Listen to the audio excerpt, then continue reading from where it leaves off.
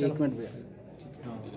Sir आज doctors के क्या पूरा ये घटनाक्रम था और किस डॉक्टर के साथ मारपीट हुई, अब क्या एक्शन ले रहे हैं? जे भी मेडिकल आईसीयू में एक पेशेंट एडमिट थी जिसको सांस की बीमारी थी और काफ़ी क्रिटिकल कंडीशन में थी। उसका एक बार सीपीआर भी किया गया था। सीपीआर करने के बाद उसको रिवाइव किया गया था। जैसा कि मेरी नॉलेज में आया है, ड्यूटी डॉक्टर अतुल थे जो उस पेशेंट की केयर कर रहे थे। वो अपने वार्ड राउंड पे पेशेंट की चेकअप के लिए गए थे और उस पर ट्रीटमेंट बेडशीट्स पे बेड हेड टिकट पे ट्रीटमेंट लिखने के लिए गए थे। उस समय उनके साथ पेशेंट के साथ जो भी अटेंडेंट थे उन्होंने कुछ बदतमीज़ी की और अपशब्द बोले, तो उसके बाद ये मामला गरमाया।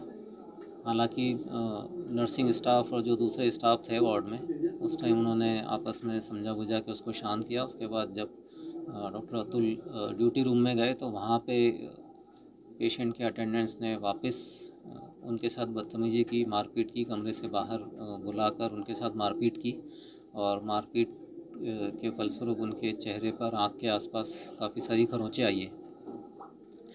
और इस तरह से ऐसा लगता है कि पेशेंट के अटेंडेंट्स जो हैं काफ़ी एग्रेसिव थे और यदि बीच बचाव नहीं होता तो शायद और गंभीर चोटें उनको लग सकती थी। रेजिडेंट डॉक्टर्स ने अपना सारा घटनाक्रम यहाँ आकर मुझे बताया है और अब आगे जो भी पुलिस कार्रवाई करनी है वो। सर घटना तो हो गई, क्या अस्पताल प्रशासन को इस पे कड़ी कार्रवाई करेगी?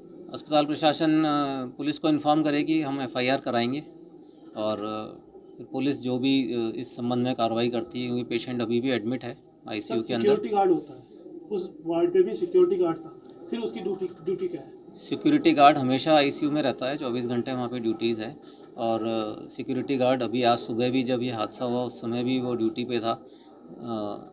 ऐसा लगता है कि वहाँ पर अटेंडेंट्स की भीड़ के कारण और जो मारपीट के कारण वो अकेला सिक्योरिटी गार्ड बीच बचाव जो उसको करना चाहिए था वो नहीं कर पाया। आप बता रहे हैं कि पहले भी एक इंसिडेंट हुआ, फिर बाद में पब्लिक अंदर गई तो सिक्योरिटी गार्ड को कहीं इन्फॉर्म करना चाहिए, उनको रोकना चाहिए, फिर चेकआउट होना चाहिए। सिक्योरिटी गार्ड और उनके इंचार्ज को भी अभी हमने यहाँ बुलाया है, उससे भी हम इंक्वायरी करेंगे कि अटेंडेंट्स ज़्यादा संख्या में कैसे अंदर घुसे और कितने अटेंडेंट्स घुसे थे, कौन कौन थे और उन्होंने उनको रोका क्यों नहीं। सर क्या आपको लगता है कि पूरे अस्पताल की सिक्योरिटी को लेकर कुछ कदम उठाए जाने चाहिए या उसको रिव्यू करना चाहिए?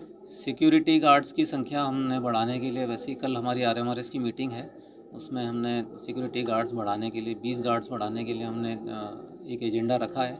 कल अप्रूवल के बाद हम सिक्योरिटी गार्ड्स और बढ़ाएंगे। सर ये पहली घटना नहीं है जब अस्पताल के अंदर इस तरह से मारपीट की घटना की, इससे पहले भी कई बार घटना है, लेकिन क्या वजह है जो इन घटनाओं पर रोक नहीं लगा?